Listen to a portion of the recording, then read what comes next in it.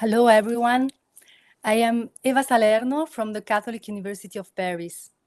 Thank you for joining us tonight to take part in this new webinar.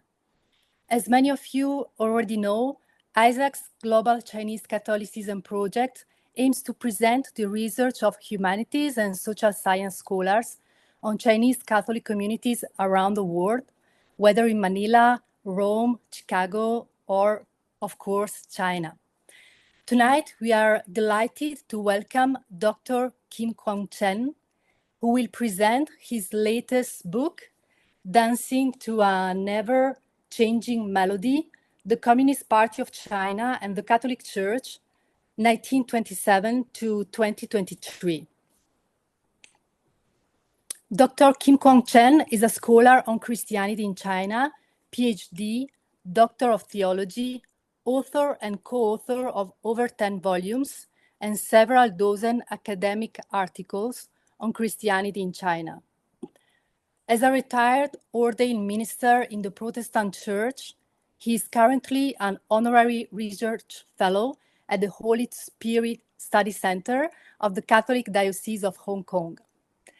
After Dr. Chen's presentation, Dr. Michel Chambon will respond with his comments. Dr. Chambon is a cultural anthropologist, a theologian, and a Catholic minister specialized in the study of contemporary forms of Chinese Christianity. As a research fellow at the National University of Singapore, he is one of the coordinators of ISAC, the Initiative for the Study of Asian Catholics. Thank you very much, Dr. Chen and Dr. Chambon, for taking part in this webinar. Following this discussion, the audience will have the opportunity to ask questions during the Q&A session. Please write down your questions in the chat box. And I would also like to thank Dr. Babos Azor here with us tonight for her organizational support. I now give the floor to Dr. Kim Kwang Chen. Please go ahead. Thank you.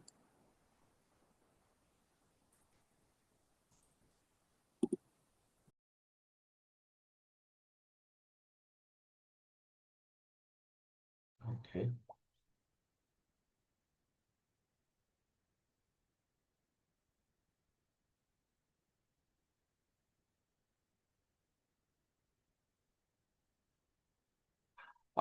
Let me just try to share that. Can you see the Yeah, we see it, Okay. but not full screen. If you can try Okay, full let screen. me just can you hear me? Yes, we can. Yes. Okay. I'm not good in technology as I'm 70 years old. I'm trying my best to cope with the present technology. Forgive me if I'm somehow not managed to do so. Thank you very much for inviting me to share some of my research work. I've been working and studying the Catholic Church in China for the past more than 40 years and published a few books on that. And my interest now is keep on looking at the church and state relationship. Yes, I am a Protestant clergy. At the same time, I'm trained in Pontifical Institute for the Catholic systematic theology in ecclesiology, particularly. And let me just share with you basically my new understandings. Basically, in the church nowadays, there are two very strong positions towards China-Vatican relations. One of the major position was that looking at the church both from a doctrinal perspective.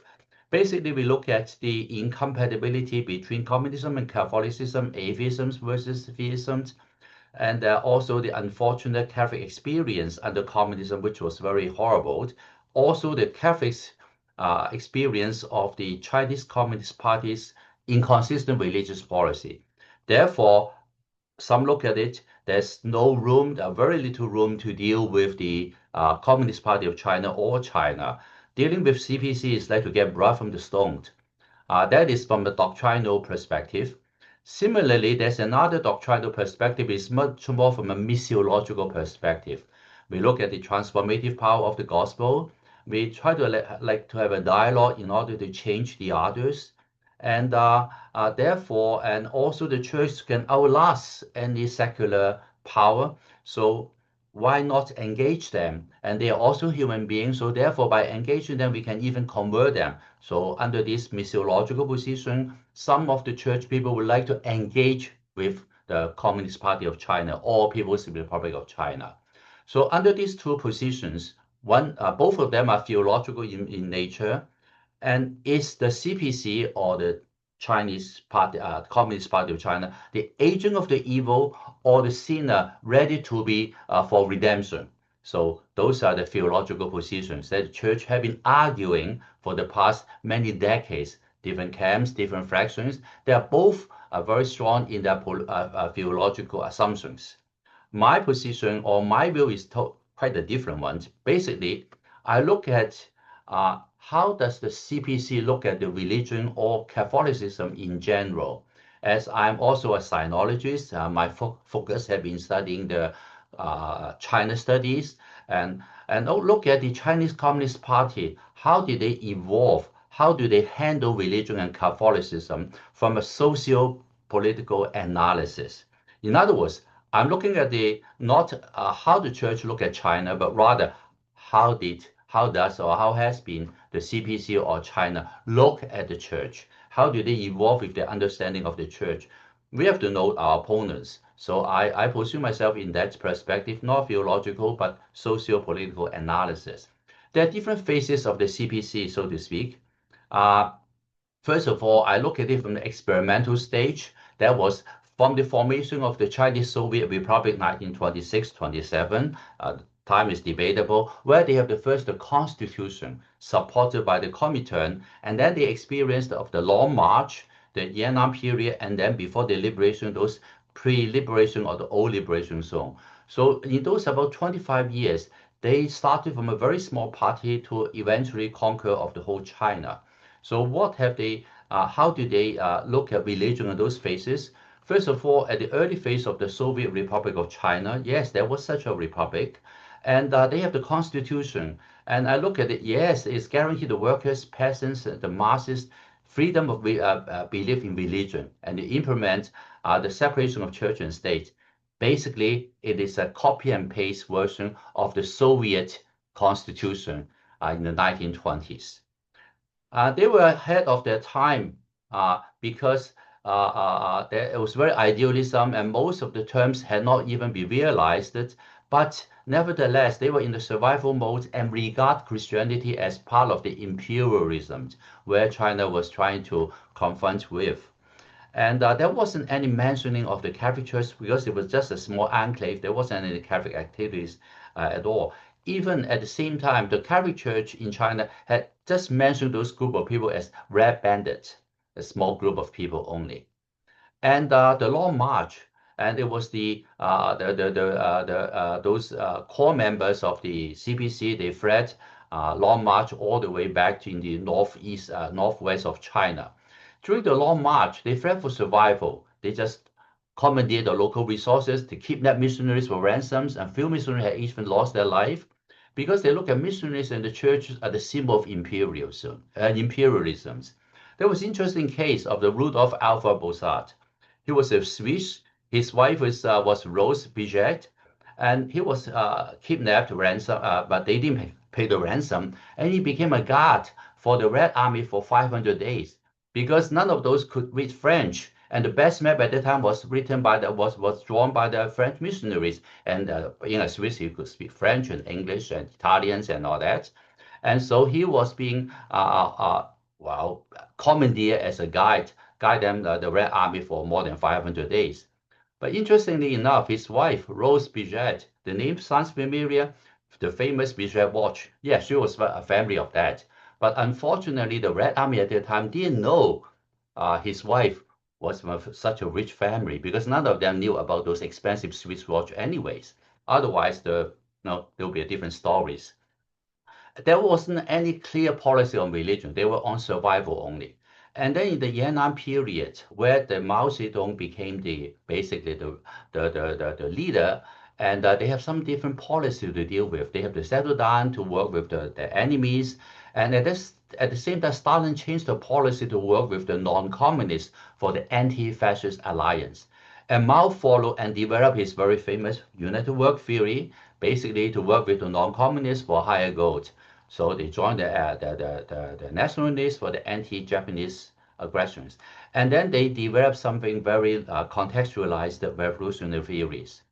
And that was the first CPC policy for Christianity dated in 1936, the first one. Interestingly enough, just translated for you, and basically the ceasefire between Red Army and the Christian bodies, unilaterally ceasefire. That means they don't attack the church.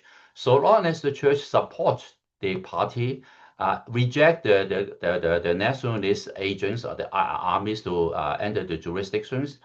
And then if they do that, the CPC recognize the existence of the Christianity and allow the church to operate. Just like all citizens in the Soviet zone, we call it Soviet zone at that time also. And the Christians must abide to all the law of the Soviet authorities before they can enjoy the rights of freedom in religion. And then the CPC will not confiscate the wealth and the property of the church, but the church must voluntarily donate resources to support the CPC. Basically, that was the policy in 1936. Basic principle: accept the leadership of political authority, cooperate with the authority, support the objective of the authority, reject the enemies of the authority, and protect the interests of the authority. If a religion can fulfill all these above conditions, yes, you can operate within prescribed parameter. That was the first policy. We are going to go back to that. And then you have the Liberation War from 1945 to 1949. And at the same time, Europe, in the European theater, you have the Cold War began. Eastern Europe became communist, and the Communist Party in Italy began to gain power. And the Vatican's, very importantly, anti-communist position was very clear at that time. And at the same time, the Western anti-communist sentiments were all basically quite common in the Western world in general. And then in 1946, Pius the 12th announced the Chinese Catholic hierarchy with the nuncios arrived in Nanjing and set up a new bureau, basically prepared the Chinese Catholics to strengthen the faith and fought communism. And then you have the anti-communist decree in 1949, basically targeted against the European context, but at the same time applicable in China. And so if we conclude the first 25 years of the CPC, they were there's no contact between them, to tolerance them in Yan'an, to confrontations eventually leading to the groundwork for future animosities between these two parties. So let's look at the second phase when Mao's establishment of the People's Republic of China, and we just have National Day a few days ago, and it was very enthusiastic for the people. They just want to have a prosperous and strong country, hard work and courageous, freedom, peace, and rebuild the homeland. And they think there's a bright future. But for the CPC, or the People's Republic of China now, it's a strong sense of insecurities because they were enemies within and without, outside. They have to consolidate the power. They have to eradicate all opposition forces. They took a USSR anti-Western stance. So therefore, and then they clearly adopt autocracy as the mode of the government. And so you have a continuous national political campaigns throughout the whole coming 15 years, target all citizens, sometimes directly impact on the church or on the Catholics or the Christians in general. But these were the 10 years, the 10 or 15 years where China wanted to speed up to create a very successful socialist society. And so in various political campaigns, for example, you have the 1950s anti-countercultural campaigns, target a lot of people, execution, including some religious groups, including a Catholic one, that is the Legion of Mary. So basically, I'm going to show that to you. This is the Legion of Mary. This is a footage from the Chinese government. Look at the priests. 天津市军管会珍惜了以满济市为首的圣母军的恐怖阴谋活动后，将该组织 Look at the priest they arrest. There was a rare footage. 随后，上海、南京、太原、石家庄。Okay. So the first targeted Catholics were the Legion of Mary, but it was not against Catholicism at that time. It was against the anti-counter-revolutionaries. And the second campaign, we have the anti-American, Korean. U.S. became the arch enemy. Interestingly enough, the whole nation was in frantic attack against U.S. imperialisms. And in every sector of the society, people has to echo that. In the church, in the Catholic Church, you have the Guanyuan Parish in Sichuan, and the guy, Father Matthias Huang, make the first statement, saying imperialism was used the church, blah blah blah, especially the American imperialisms, etc. Interestingly enough, in Sichuan, there wasn't any American missionary at all, not the Catholic ones at least. So basically, it was a template that everyone was just fill in, and we don't take it very seriously. But at the time, it was serious. You have to make such a statement, political campaign. And then in 1956, you have the anti-rightist campaign and Hungarian uprising, and particularly the Catholic Church, where we all know that the Medinsky's incident, he was anti-communist.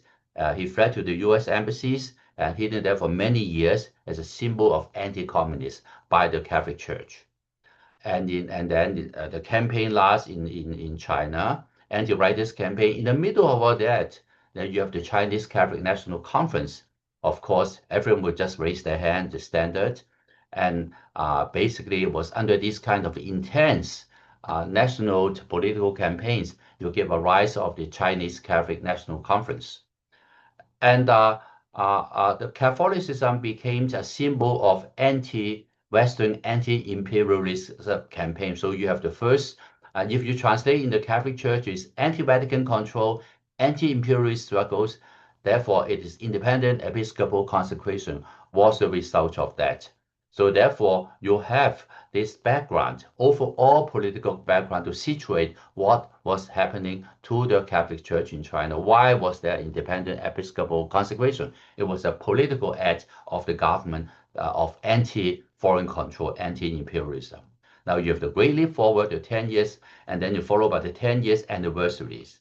Interesting enough, in 1959, the 10 years anniversaries, we spotted several Catholic bishops in the banquet, Jin Luxian and other two, and then there's a Protestant clergy at the back.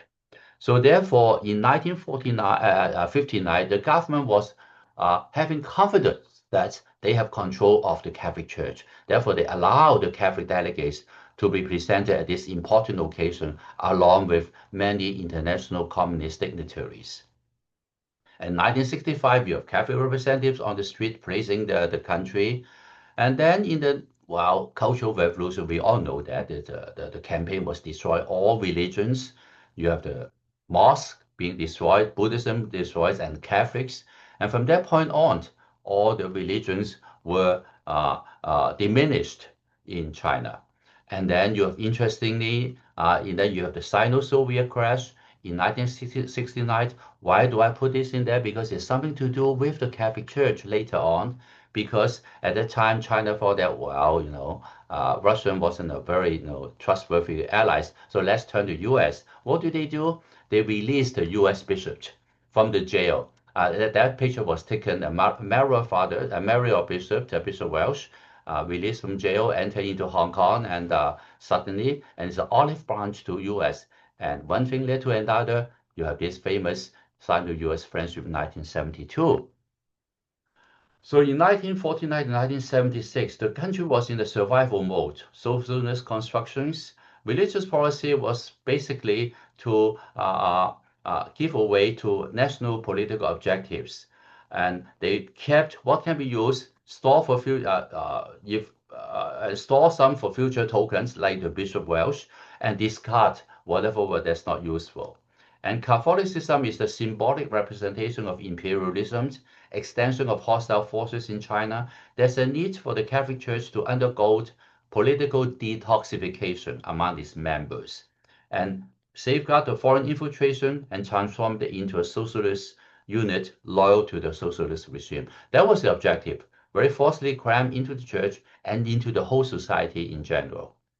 So basic principle of religious policy: accept the leadership, cooperate with authority, support the objectives of the authority, reject the enemies of authority, and protect the interests of the authorities.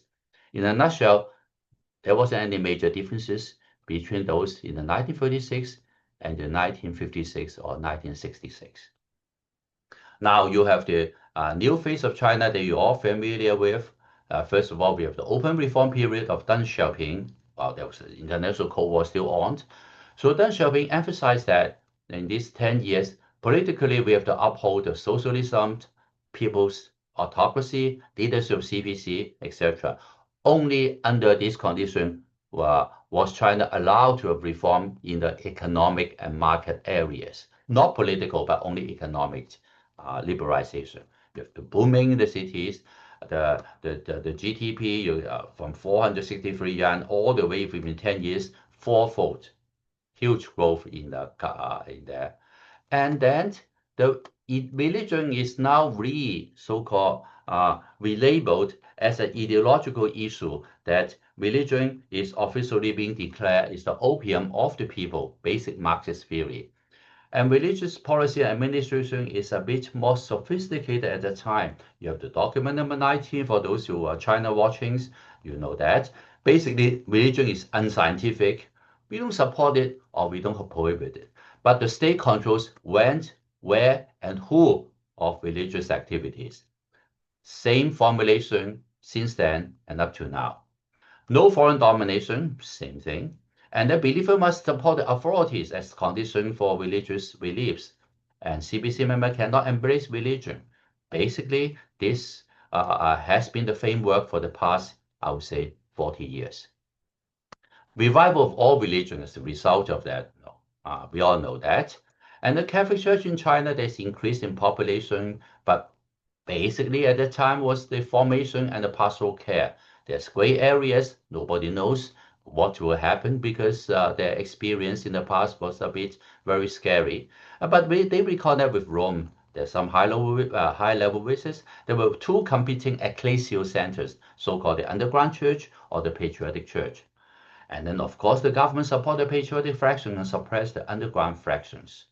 And the Chinese attitude towards the Catholic Church at that time during those 10 years, now the government emphasized economic, production, market, livelihood, and consumerism. Well, on the Catholic situation, there wasn't any change from the position in 1958, except that they emphasize now one China policy. They are a bit observant, cautious, a bit vague to the Vaticans. And also Sino-Vatican relations has not been an essential thing in the Chinese agenda. Not then, not even now. There's some indirect gesture, so-called shadow boxings, suspicions because of Poland, a Polish Pope, and also the Cold War. So China, 1980-1990, the reform and open, but only in economic, but not in politics. Religious policies support the national objectives, and Catholicism has been a symbol of imperialism, extension of the foreign forces, so that the independent consecration has been a political victory that China regarded, the fought against imperialism and cannot be reversed. That is the Chinese mindset in political agendas. And they also beware of the infiltration by the outside to destroy the revolutionary victory, which they regard as almost like sacred. Basic principle of religious policy, well, you read it, it's basically the same. Now let's look at the next area. Jiang Zemin, with all the science. Well, he's a technocrat, he's an engineer by training, and it's a bit more sophisticated. And at that time, it was just post-Cold War. The disintegration of the USSR, Pan-American globalism, or globalization is the term that's quite like common during those decades. Economic was the key. Economic is the indicator, the new emerging markets and all that. And then China, within China, was huge amount of reform of the state-owned enterprise. And you have the capital market, unemployment, infrastructures, and learning from the rest and open from outside. Everyone was in a rush to make some money. Those are the workers from the countryside flocking to the cities. And then you have huge infrastructure projects like this Three Gorge Dam, one of the largest in the world.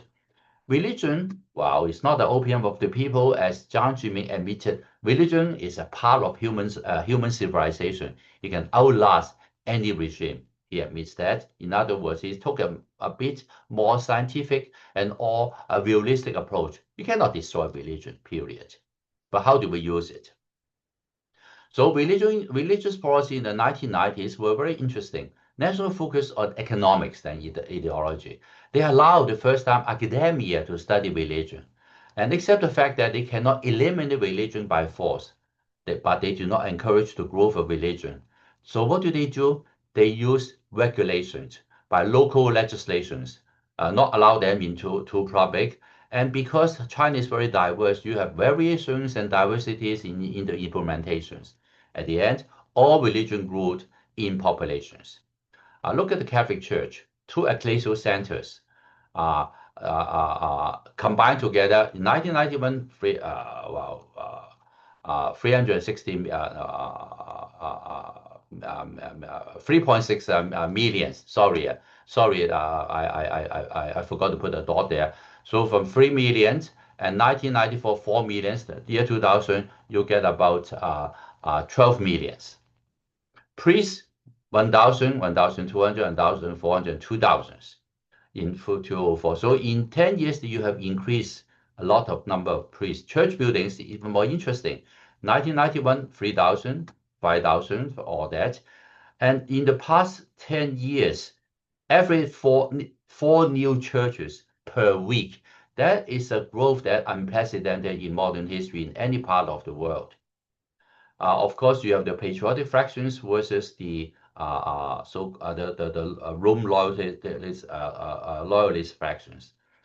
The relation turns south after the year 2000, the canonization issue, where the Vatican canonized 120 martyr saints, whereas China look at those martyrs as part of the symbol of imperialistic invasion of China.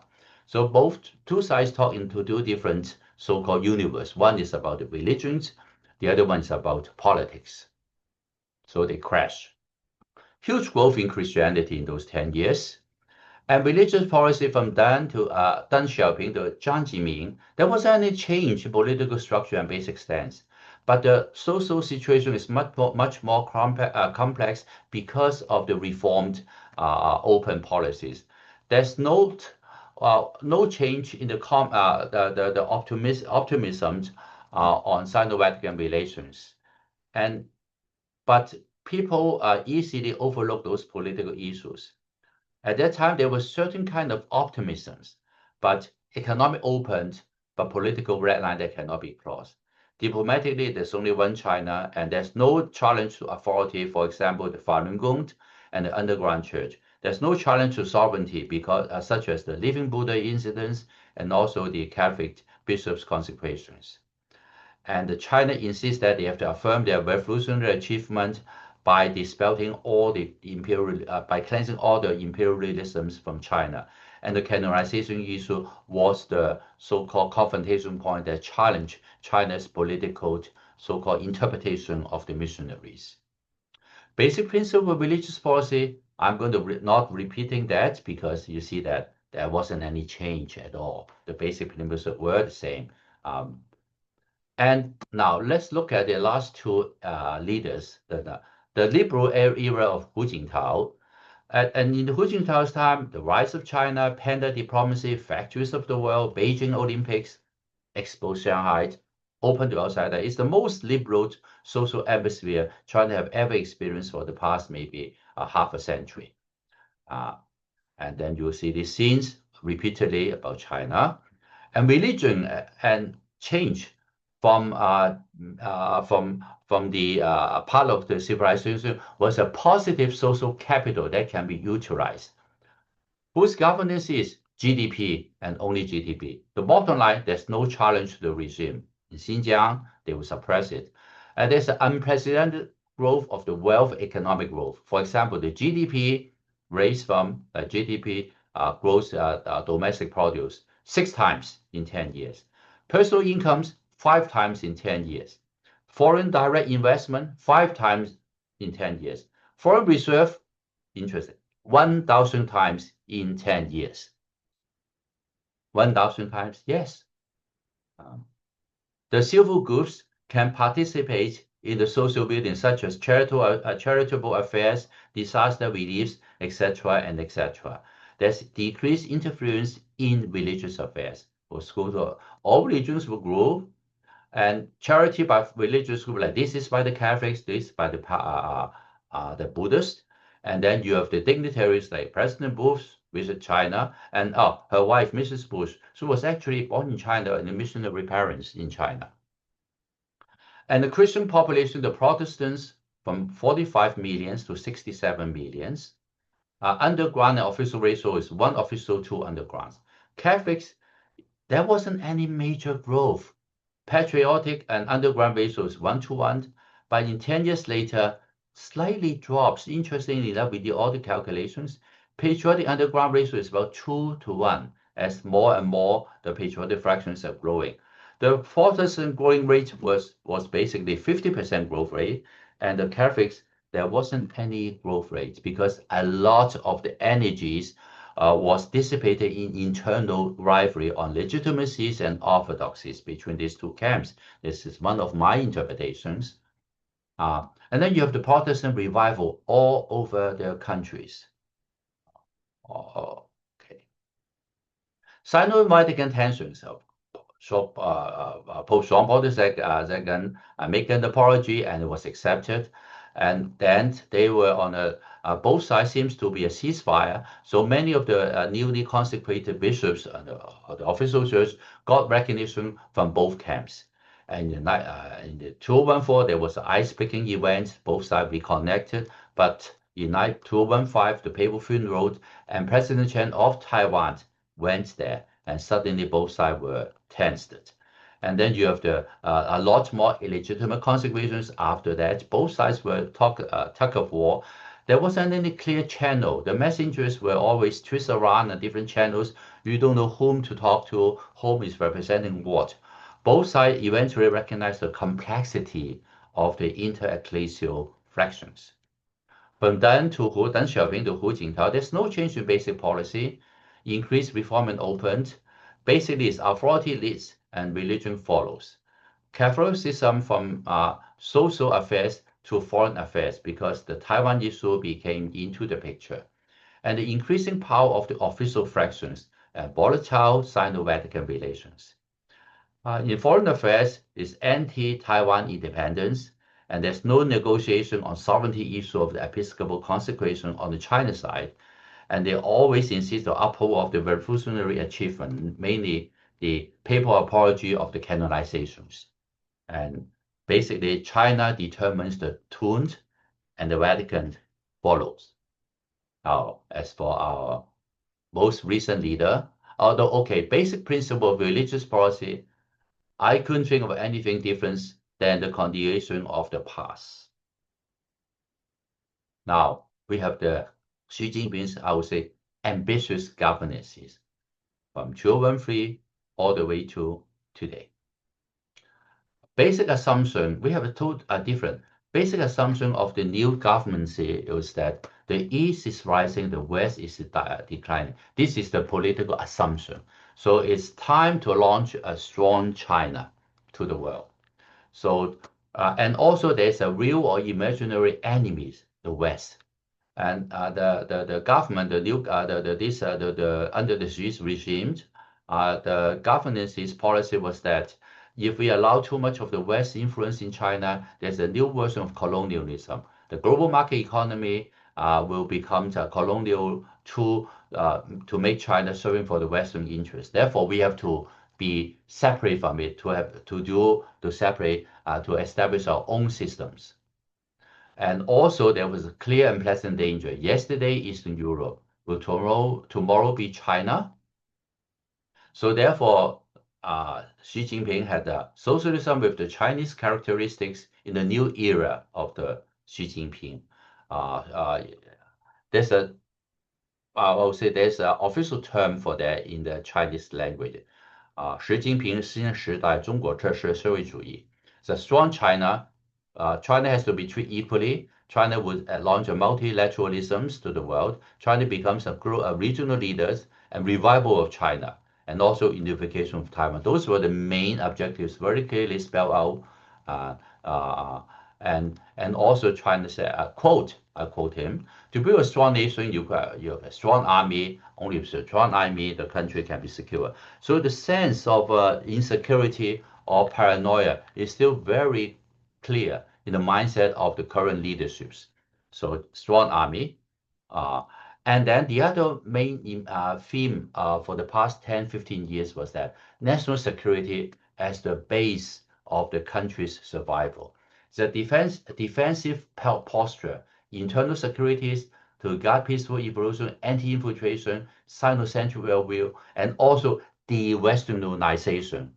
So in other words, China wanted to be secure, to build up its own identity, dispelling all the Western influence.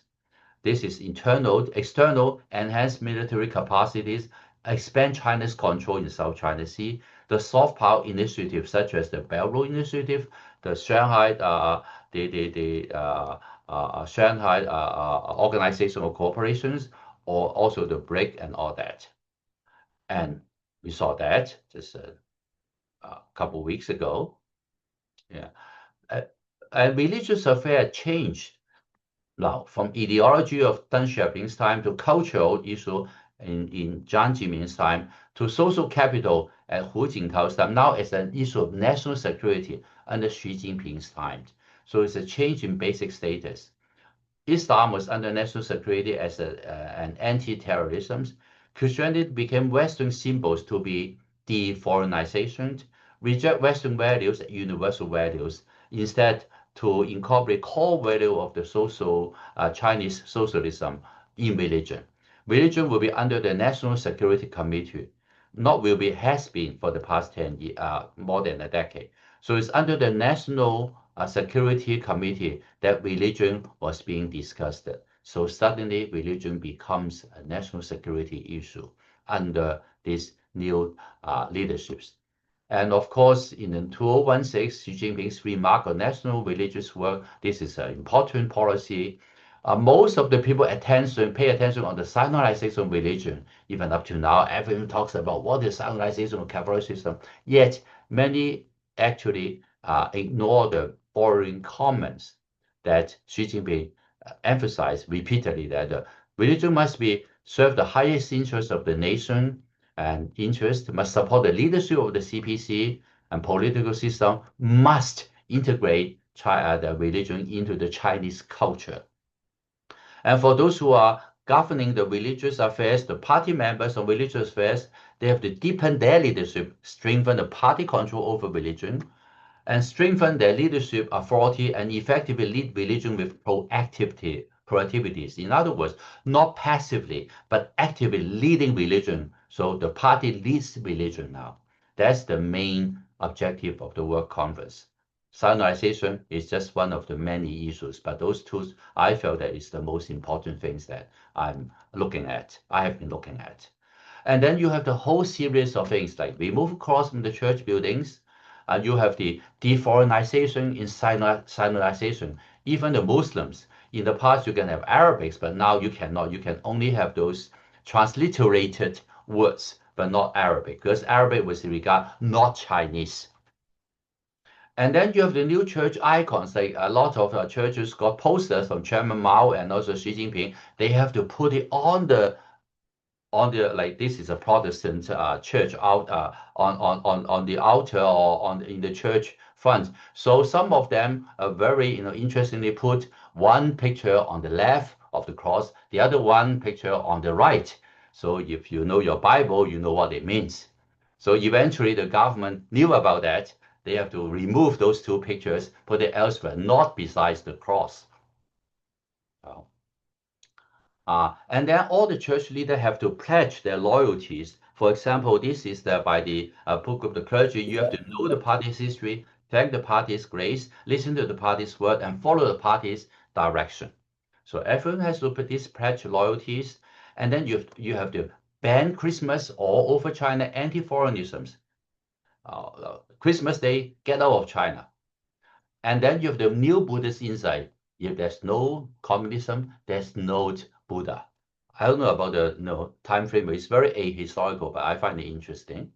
And at the same time, you have the Sino-Soviet relation and normalization of the Orthodox Church. And then the Orthodox bishops were allowed to ordain Chinese priests. Well, think of it, the sovereignty issue, but it happened. Like this new priest ordained by the bishop in Russia and working in the the Orthodox Church in Hybrid. They are allowed. Is it foreign domination? I don't know. Well, Sino-Vatican, there was a breakthrough because of the communique. You all have heard about that. Both sides signed an agreement. It was under a lot of controversial discussions since 2018. And there's no disclose of the content. There's no recognition mode on the candidate. And eventually they will cover all bishops. Eventually, hopefully, there will be a canonical bishops conference.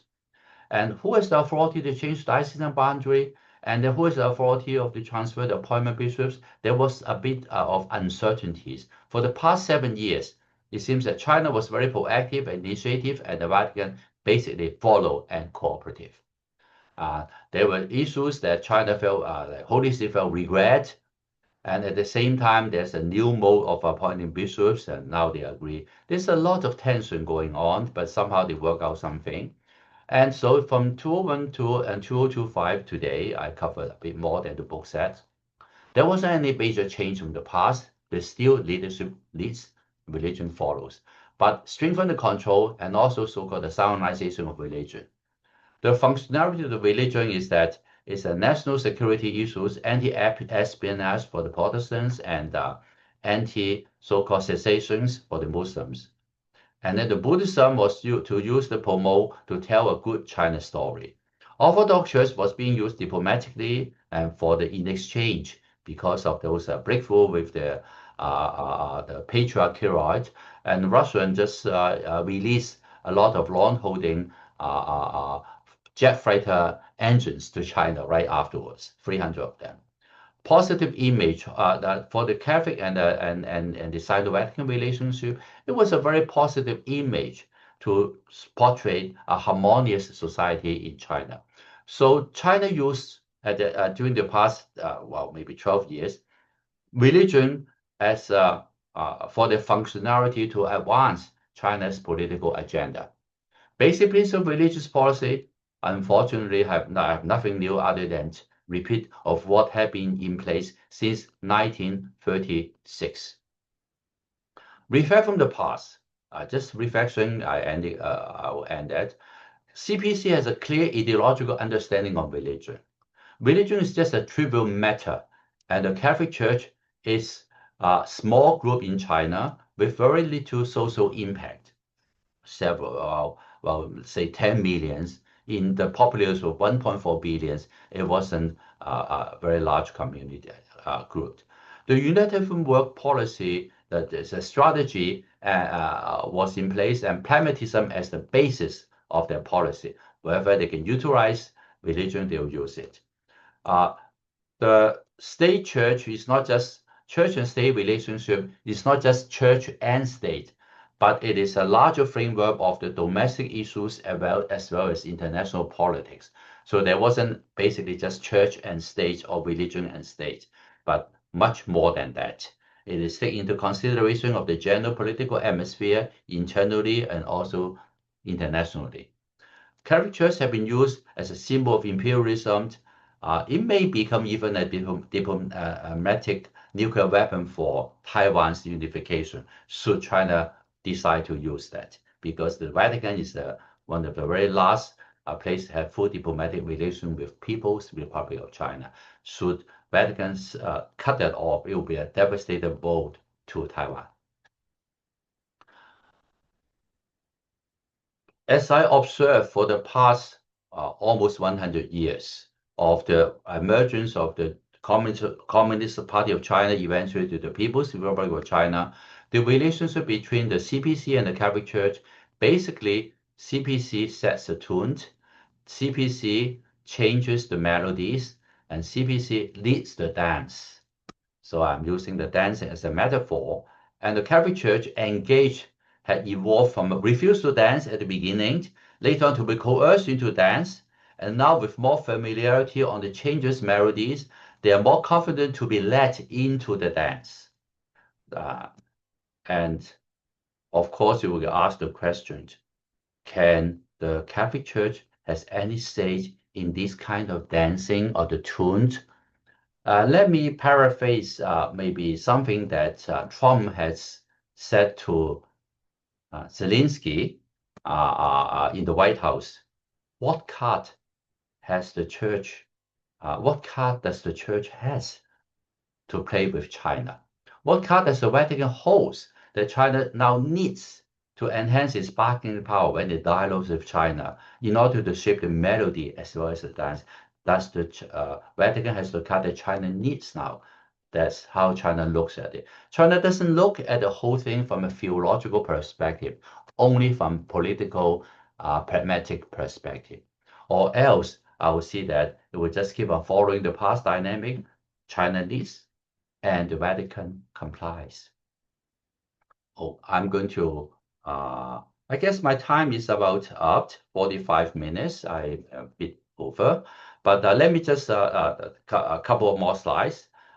Beyond the book that I have written, Pope Leo XIV, and very interestingly enough, in the papal's funeral of Francis, there was no Chinese representative, although there were dozens and dozens of Chinese bishops who were totally in full communion with Rome.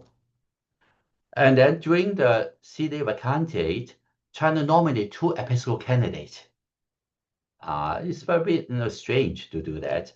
Although, of course, after the Leo XIV was in place, they, of course, appointed Bishop Lin in Fuzhou, but it was already agreed upon by Pope Francis as so administrative issues. But however, the new mode of the Pope Leo XIV was the July the 8th, suppression of the diocese was something new. He wasn't the first one to erect the new diocese because Francis had erected the diocese of Chengde right at the beginning. But at the same time, interestingly enough, was that there were those 2 underground bishops, one service recognized by the civil authority and retired. The other one as an auxiliary bishop. Maybe there's a new mode of formulation to ease the tension in the Church of China. And finally, he has a clear position. He's just about less than a couple of weeks, about 2 or 3 weeks ago, about a month ago, he clearly expressed that he will respectfully and communicate with the Chinese authorities, similarly following what Francis had established.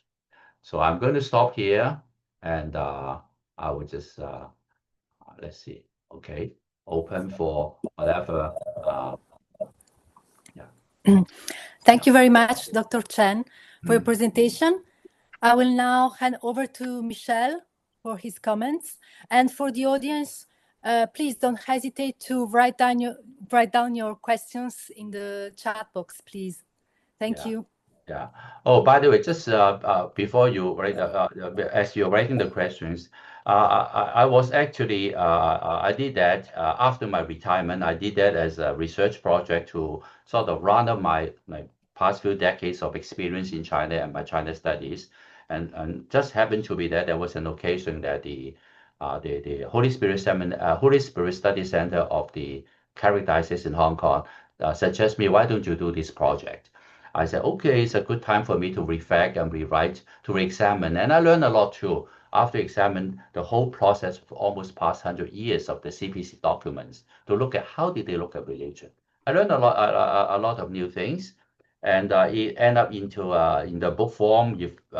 There's a lot of other informations in there. And if you would like to have a copy, it's easily ordered from the Holy Spirit Study Center. Search the website, you can have it. Easily get it. But I want to, it's more than 500 pages. My wife always told me that if she cannot sleep, she reads my book. It's better than sleeping pill for her. Yeah. Okay, so let me take over here to give a brief response. And first, let me begin by expressing my sincere thanks to Dr. Kim Kwong-Chan for his remarkable presentation, as well as for his book and for the research behind it. I read this work with great interest earlier this year, and I found it to be a very valuable contribution to the ongoing effort to renew our understanding of Christianity in contemporary China. So what does Dr. Chan's book do? The book proposes a contextual approach, starting from the political and social realities of the Chinese government, and examines how, since 1927, and at each distinct historical moment, the communist authorities have engaged with the Catholic Church. However, this historical approach requires a deep return to the specific circumstances of each period in order to identify the major stakes and driving forces at the time. Tracing over a century of socio-political developments in China, Dr. Chan follows step by step the political, social, economic, and international challenges that the Communist Party of China has encountered since 1927. Each historical period, of course, presents its own unique dynamics, whether it be the civil war against the nationalists, the war of resistance against Japan, the consolidation of institution and economic reform in the 50s, 60s, or the internal struggles of the Maoist era. These periods reflect widely differing socio-political dynamics. Against this backdrop of political transformation, Dr. Chan examines how the party's religious policies have evolved over time, particularly in relationship to Catholicism. By situating religious policy within a broader political history, Dr. Chan demonstrates that the Communist Party has not adopted a fixed stance or a clear approach against the Catholic Church. Rather, its approach has shifted depending on broader and more urgent national priorities. His central argument is that the party, in most cases, faces challenges far more pressing and important than the Catholic Church itself. After all, the Pope is far away, and the Catholic population in China remains very small. Thus, decisions on religious matters are shaped by broader considerations, such as war efforts, economic development, or the shifting relationship to the West. So, in other words, Dr. Chan's historical analysis reveals that over the past century, religious policy in China has been guided less by Marxist-Leninist ideology or by any coherent vision on religion or Catholicism, and more by the socio-political priorities of the moment. The party is often more pragmatic than it appears to be. It's important to note, however, that this pragmatism is not directed towards the church itself, but toward managing larger issues, of which religion is often only a small part. Consequently, Dr. Chan shows that the Catholic Church is rarely treated as a central concern by the authorities. Instead, it becomes a secondary issue, handled differently depending on the political climate. This historical perspective allows Dr. Chan to identify long-term patterns in the party's approach to religion, while also enabling him, toward the end of the book, to propose several recommendations for how the Church might navigate the current political and administrative environment of China, particularly in Hong Kong and its region. So I really want to underscore the originality of this book. While the issue of Catholicism in China often generates much commentary, these discussions tend to come from theological and clerical perspectives, from within the church, and often influenced by a Western ecclesial framework. We hear concerns raised about religious freedoms or about the involvement of civil authorities in the appointments of bishops. Sure. We must acknowledge these concerns, of course. Religious freedom is a complex and subjective reality, but it's rarely black or white. The question of bishop appointments is also a complex institutional process. In Europe, we have various modes of selections in place, and we know how it allows for adaptation. Similarly, the link to the Bishop of Rome is both a spiritual and institutional dimension of Catholicism, and each era of Christianity has reinterpreted it in light of evolving modes of communication and political order. But I don't want to go too far down the path of responding to these grievances and concerns that are mostly theological and clerical. We might lose sight of the real contribution of Dr. Chan's book otherwise. His historical approach encourages us to look at the Catholic Church in China from the perspective of the state, and therefore within a broader context where theology and ecclesiology are not necessarily central. We need to move beyond a self-centered, self-referential approach. And I understand that this may be frustrating for some Catholics. We might prefer that the truth of Christian faith be the sole interpretative lens. Some may even hope that this truth grants them the right to exist apart from any accountability to civil authorities. But that's something which raises legitimate administrative, political, and even theological problems, indeed. So against this religious approach, Dr. Chan's book makes it clear that Chinese authorities do not base their religious policy on religious truths, whether Catholic or Marxist. On the contrary, their melodies shift with the times, and the church has no choice but to adapt, something it has managed to do quite remarkably for centuries, indeed.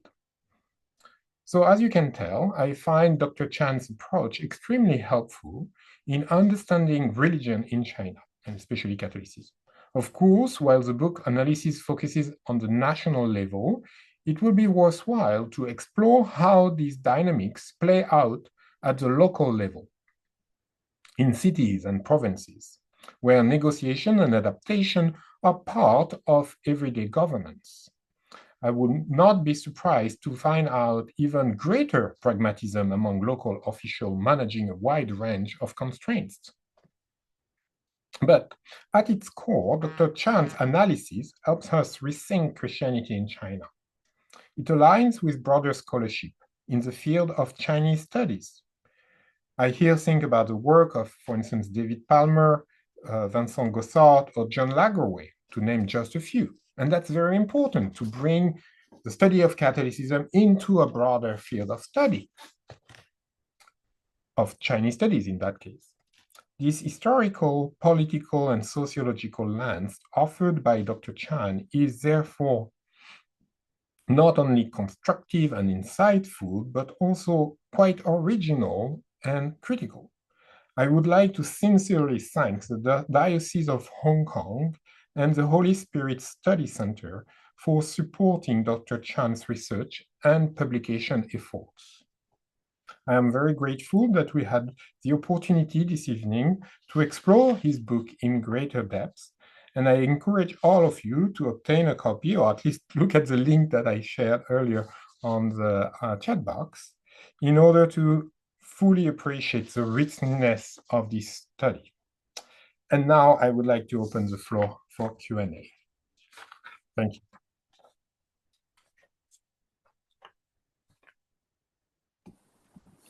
Thank you, Michel. Thank you very much. If in the audience, people like to ask questions, please don't hesitate. Just put them in the chat box, or you can raise your hand. Don't hesitate. Maybe I have a question. I can start. And Michel, if you see some questions in the chat box, because I had a technical problem. So yes, Dr. Chen, thank you so much for your presentation. I really enjoyed reading the book, which traces a century of Chinese history in a really well-documented manner. There is this underlying theme of religion that intertwines with the socio-political events and ideological issues that have shaped China. So my question concerns the current Catholic communities.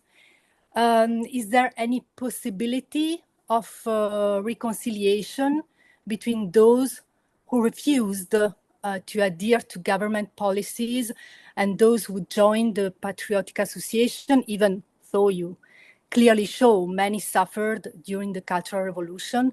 Obviously, we cannot generalize, as we know that local realities in China can differ enormously from one place to another. But finally, is there a possibility of putting aside past suffering, even martyrdom, for remaining faithful to the Vatican and its anti-communist views at the time, in favor of a pragmatic attitude today? Thank you, Dr. Chen. So thank you, Dr. Chambon's wonderful recap and also overall comment, and also thank you for Eva, Dr. Saronis, very important questions. And also I have to give a word of thanks to all those who are taking the time tonight to join this webinar. I'm sure all of you have a heart for the Christianity in China. And yes, as I pointed out earlier, the two major positions of the Catholic Church towards China were both theological in nature. One look at the very important doctrinal stance against communism that was dated back from the 50s and even the 30s all the way now. The other one took it from a missiological perspective. So these two different stands, both of them wanted the best for the Catholic Church in China. Either it is to standing for the witness of the so-called true values of the Church, and at the same time trying to reach out to exchange and interface with the Chinese society. Those were two major stands. They were both wanted to have a clear message of Catholicism to the China in general. As I look at the church, well, I have to admit that I don't familiar that much with the Catholic Church day-to-day church life, but from the Christian church outside of the Catholic community, we are often spirited by our theological stance than political stance. Our theological stance can be very divisive, but at the same time, we are called to have unity. So this tension exists in all the, I would say, religious or in the general in our ecclesial community. This is a healthy tension, but how do we keep this tension not to split the church That is a very, from historically speaking, we see many examples. We gradually, for example, Le Petit L'Église, the little church in France, that were split out. They felt that like the church was compromising too much, split out, and even up to now, after almost more than 200 years, they are still negotiating. This painful division have been hurting the church community for centuries. Do I see any future in there? I would just I would just see that reconciliation demands more than doctrinal stance and argument or rationalities. Doctrinal reconciliation between any communities, we have to really let listening, empathetic, and also express of the pain and emotion. It's like a healing process. You cannot just give an order and let's get together. It doesn't work this way. So the approach of any reconciliation is not any kind of order or doctrinal stance or whatever call for unity, because this kind of call for unity have been there for for almost 2,000 years. And if the calling for unity can works, we are not living in this world. But more is like a human factors involved. There have been a lot of grievances, pain, sufferings, a lot of negative emotion that need to be expressed and to be listened to and to get certain kind of, I would say, in-depth communal and personal healing. It is a very long process. And by the way, my another profession is I'm a psychotherapist. I'm a psychodynamic, like psychoanalysis.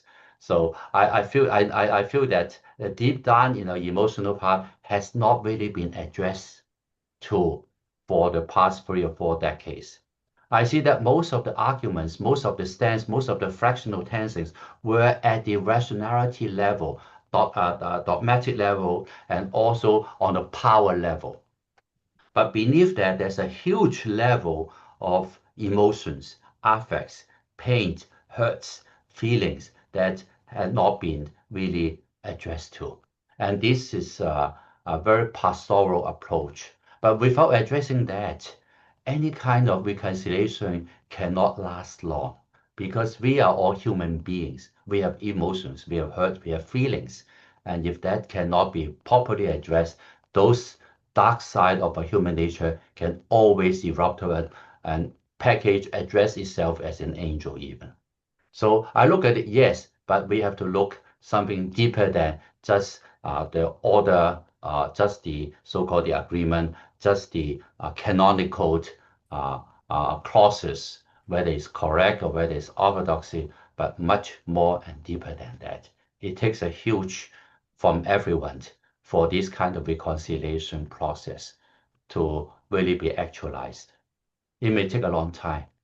It's not overnight. I look at it. I'm hopeful. I see that we are actually heading to that gradually. Yes. Thank you, Dr. Chen. I see some questions in the chat box.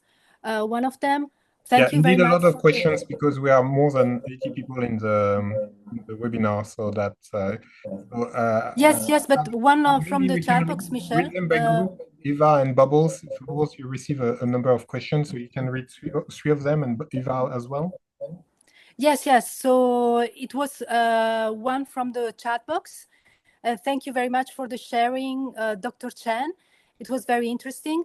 I am curious if you could elaborate a bit more on the persecution of the Legion of Mary and what factors triggered it. Okay. Yes, this is a very important point. I had personally interviewed Father McGrath, the one who actually started the Legion of Mary in China in 1950. I met him in 1980s, and he told me for 3 days of what happened there. So I got something from him and also something from other documentation. At that time, it was in 1950 when China, the People's Republic of China was just less than 1 year old. And it was already facing the enemies because of the outside, the nationalist government, the US, 7th Fleet is approaching, and also the Korean War just started. So China was, the new government was fighting everywhere. Especially internally, there were still a lot of anti-communist militias, Southeast China everywhere. And at the same time, the nationalist government was still trying to retake China. So China was at war, both internally and externally. So one of the few campaigns for the first few years was very brutal. The suppression of the landlords, distribute all the wealth to the poor so that they can get the value of the poor people to support the new regime. And at the same time, there's the counter anti-revolutionary campaign. That was a very brutal one. They actually have anyone who have suspicions of the contact, any possible malicious groups, any organized group that may be threatened to the very new state, which is very insecure, were brutally suppressed, period. So during that campaign, some estimate more than maybe 2 to 3 million people were executed within a few months. The true figure may never be known, but there's a lot of studies on that now. And the Legion of Mary, basically because of the name, is a legion. Is in the Chinese name is army, the Mary's army, 圣武军. So and also they look at this kind of chart. They find out there's a lot of those so-called quasi military terms and also very secretive branches all over the place. So the new government was fear of any organized group. And also they find out there was actually under the order, under the leadership of foreigners. Foreigner was very suspicious anyways. So therefore they just crush it, period. Just like they have crushed the one of those very exotic, exoteric Taoist group, the Yiguan Dao. Even up to today, they are still arresting those people after 70 years later. So therefore, they crush it. They label this group as counter-revolutionary. Once you have this labeled, then you cannot remove it. And everyone was associated with it was being arrested or renounced or whatever, jail. And so it is part of the campaign of the crushing of any resistant forces still in China for the first couple years of the regime. So unfortunately, the Legion of Mary got caught in it. It's not against Catholics, not yet. It's just against that group. As part of the many, maybe several thousands of these groups were so-called run up and arrested. Some of them were executed, others was jail long sentences. So it was this background, very insecurity of the state. They were paranoid of any kind of organized group, especially with any kind of foreign link or some kind of semi-military setup. They were just fear, paranoid. They just do what they liked. It's a survival mode for them. If I may add, as you said earlier, there is a need of psychological, emotional healing, but not only inside the church, also inside the authorities, being traumatized by, for instance, the Taiping Rebellion, which was in many ways a Christian military movement. So anything Christian and military generates some kind of very passionate response from the state, even today. So, but we have a number of other questions. Bubbles, would you like to read like a few of them? Because otherwise we won't have enough time to deal. Yeah, I think 2 or 3 questions can be put into one theme, and this could be how can the Catholic Church maintain the more doctrinal and religious dimension of its work or its vision vis-a-vis its relation with CPC. Many members of the audience are kind of asking about this, or how to override these very pragmatic, very political relations between the Catholic Church and CPC. Maybe we can begin with that. Yes. A very important question you all raised. Thank you very much for that. That's precisely the purpose of my book, is to allow hopefully to have the Catholic Church to look at how they can position in China in the long term. My question is that we have to understand what China needs. What does the government needs? What kind of card that you have to negotiate with them? Now, for example, in the Hu Jintao's period, China at that time, because of the huge economic advance, it leads to the society became very polarized in terms of economic incomes. So you get a lot of poor, underprivileged people. The government just cannot handle all of that. And at the same time, at that time, the church offered a lot of social services. And then the government allows that. So they have something that the government needs at that time. So it was one of the best time for the church growth at that period. So therefore, China doesn't care about what you believe. So your doctrine, they don't care about your religion or even your doctrine, whether you have a Trinity or Quadrinity, whatever. They don't care. What they care was that, what can you offer me then? That's what I need. That's the only thing they care. Political, pragmatic. So it's not what you do, how you do, and it's basically what they need, what kind of thing. For example, in the Qing dynasty, but they need this kind of technology. So you have those clock makers and all that in the court. And when I look at the needs of China now, it seems that right now China was a very powerful nation on the surface, but underneath there's a lot of undercurrent currents that we don't know at this stage. And the church has to ask herself that if I'm in China, what kind of things that I can offer to the government that they need, so that in exchange I can have more rooms or respect or allowance to exercise my religion. Actually, they don't care how you exercise your religion so long as you are in the compound. But so that's why I said, what kind of card do we have? So I always look at, keep it very updated on what is happening in the current scene in China. Because this is how I look at what the Chinese government is needed. For example, Chinese government is now pushing the Belt Road Initiative. It's always on the south, basically for the south core of the Southern Hemisphere. And at the same time, in the Southern Hemisphere, I didn't put it in the book. I don't put it in the book yet. And they are the fastest growing Catholic communities in Asia and in Africa. And those African nations were basically the target of China's Belt Road initiatives. And they are the fastest growing Catholic communities in the statistic by the Vatican. So in the days to come, those influence in the Africa, Latin America, and Asia Catholic communities will be having more and more importance in the whole universal church. Will the Chinese Catholic Church also look at that perspective, linking itself more with these Catholics in those countries, instead of looking just at the Western Catholic churches, which they have been, and even nowadays, they almost totally neglect that areas in the exchanges, in the communications, in the so-called liaison work. So there's one thing. I'm just throwing some kind of things out. I have no, and I look at the Russians, very smart. China needs Russia's military technologies. In the 2013, when Xi Jinping was in power, and he immediately linked up with Russians, so-called the Orthodox Church, offering the Orthodox Church to even sacrifice the Chinese sovereignty issue, allowing foreign religious dominations over the Chinese Orthodox Church by ordaining the priests, train their people, and etc. and etc. China was willing to concede even the sovereignty issue.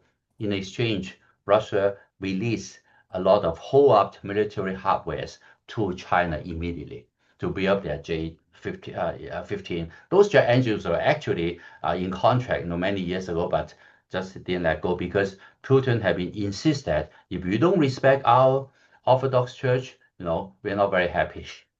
And Xi Jinping picked up the kilt and they got it.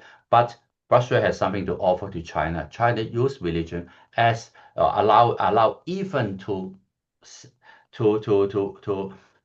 compromise their so-called sacred, I would say, constitutional statement of no foreign domination. So China can even bend the back as that.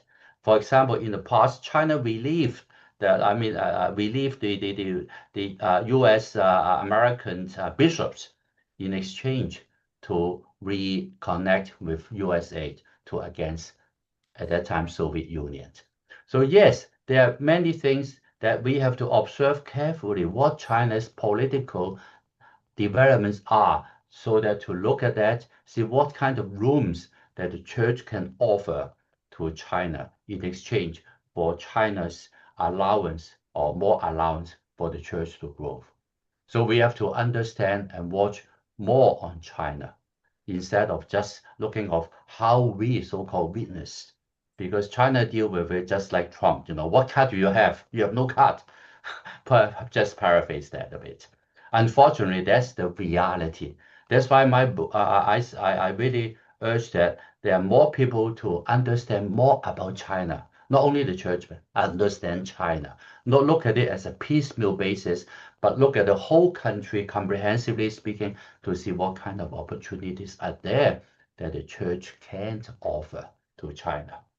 We have more questions coming in, Kim Kong. Sorry to interrupt. Thank you, Dr. Chen. Yes, we'll ask you some questions that I can see in the chat box. One of them, you have mainly talked about this issue from the perspective of the central government, that is church-state relations. So I wonder if you can talk more about local diversity. For example, during the 1930s, because the CPC had a strong hold in Jiangxi and Hunan, I guess the Catholic-communist relationship was more intense in those regions than other parts of China. Then maybe two more questions.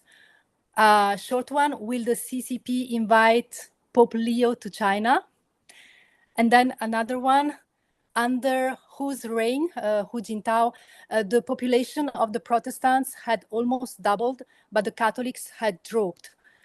What are the other possible reasons beside what you stated, the internal rival? Is the control from government on these two groups different, as Catholic has the universal spirit leader, the Pope? And second question, what are the reasons that the patriotic population have increased more than the underground? Okay. Well, and we have 6 minutes left, and we have more questions coming in. Okay. So try to keep it short. Okay. I try to. Okay. First question about the diversity. Yes. My book chapter 2 deal with that in details, because the Jiangxi Hunan situation is very tiny enclave with virtually no Catholic communities and no report on the Catholic Church whatsoever. Maybe a lack of report at that time, but there are some details of interesting things that they have done. And as for the current diversity, it's a totally different topic altogether, because you've mentioned that, so I thought we just focused on the 1930s, and the time period was very short, experimental basis in their governance, and sometimes the government didn't even survive effectively as well. Would the Catholic growth and the Protestant growth are two very complex missiological church growth issues, because the ecclesial structures are different. The Protestant does not rely on clerical as sacramental center. So anyone can be a pastor, anyone can be evangelist, anyone can start their own thing. The flexibility allows it to have much faster growth and easier access, not depending on limited by the number of clergies. There's one main, but of course there are others. And so when we fight within ourselves, well, I don't get along with you, I step up a different church. So this is church growth by tension. But within the Catholic Church, you cannot split, so you fight and fight and fight. So there's no safety valve. For us, the safety valve is to set another one. And it's a market economy. You have always different brand names, but now you versus just one brand name. Okay. Now, the other one about will the government invite Pope Leo to well, I addressed that a bit in about the papal visit.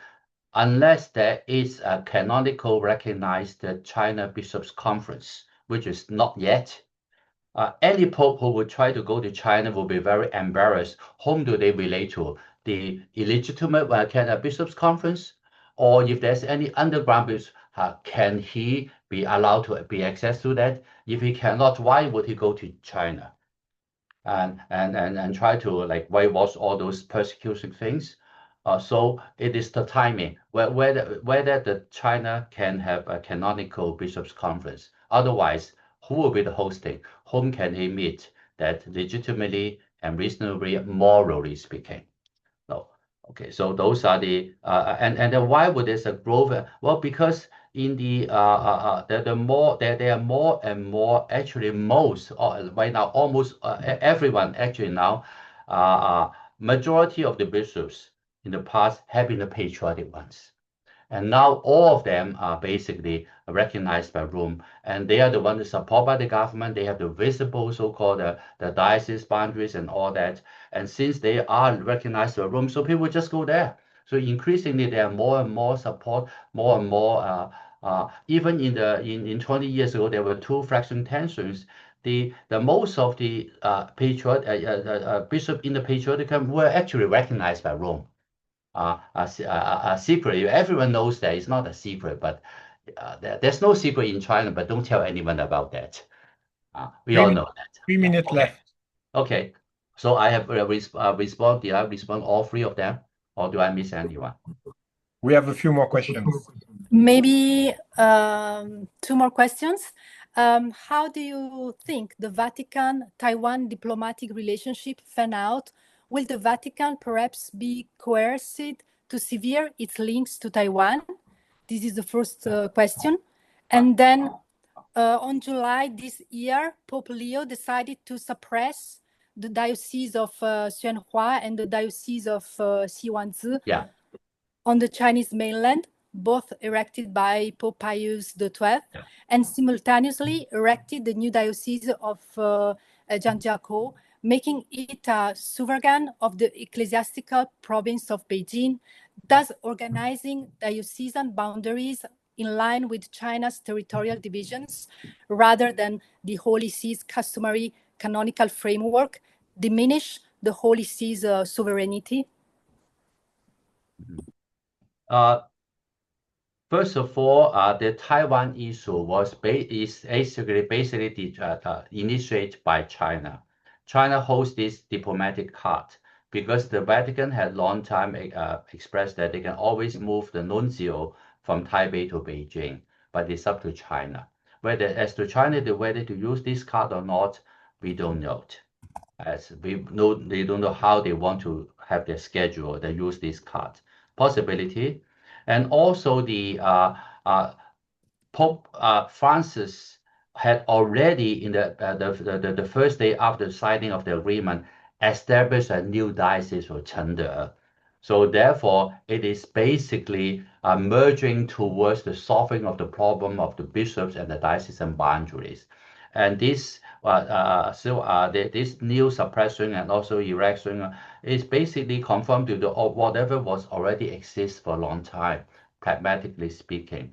The sovereignty issue comes to who actually make the call. At this stage, is seemingly, or at least Pope Francis or Pope Leo make the so-called approval. So that's the authority of the Pope that is being respected and recognized.